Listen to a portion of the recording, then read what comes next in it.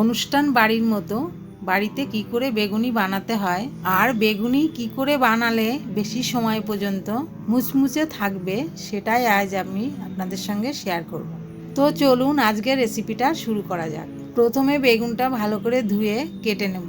একটু বড় সাইজের বেগুনি হলে বেশ ভালোই লাগে, তাই আমি এখানে বেগুনের পিসগুলো একটু বড় বড় করেই কেটে নিয়েছি।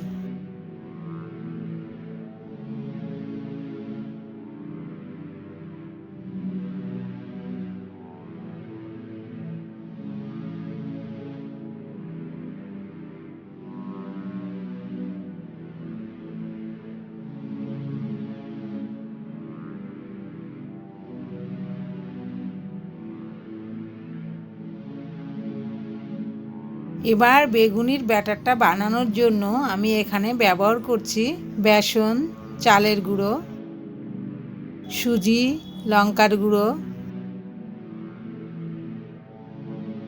জিরার গুঁড়ো, লবণ আর হলুদ। সবশেষে বেকিং সোডা আর চিনি দিয়ে মিলিয়ে নেব। সব কিছু ভালো করে মিলিয়ে নিয়ে তারপর অল্প অল্প করে জল দিয়ে ব্যাটারটাকে গুলিয়ে নেব। ব্যাটারটা খুব বেশি পাতলা বা খুব বেশি গাঢ় না হয় সেদিকে খেয়াল রাখতে হবে। ব্যাটারটা খুব বেশি পাতলা হলেও চলবে না, আবার খুব বেশি গাঢ় হলেও চলবে না। তারপর বেগুনের পিসগুলো ব্যাটারটার সঙ্গে মাখিয়ে গরম তেলে ছেড়ে দেব।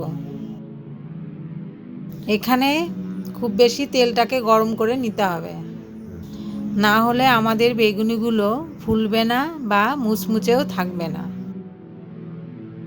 যখনই তেলটা খুব বেশি গরম হবে তখনই বেগুনিগুলো ভেজে তুলে নিতে হবে।